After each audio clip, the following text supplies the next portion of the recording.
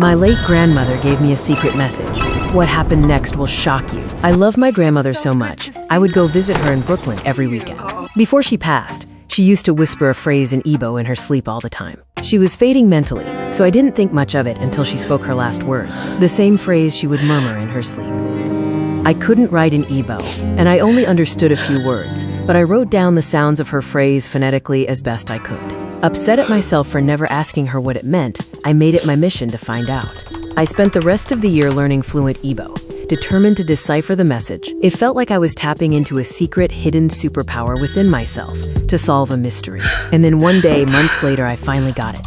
Ogonna Ep12 ikpeazụ bụ ka iwe aṅụrị na apa Igbo gị mụtakwa ka esi asụ Igbo. My dying wish is for you to embrace your name and learn the Igbo language. As I read the message, a tear fell out of my eye. Comment people if you love your people.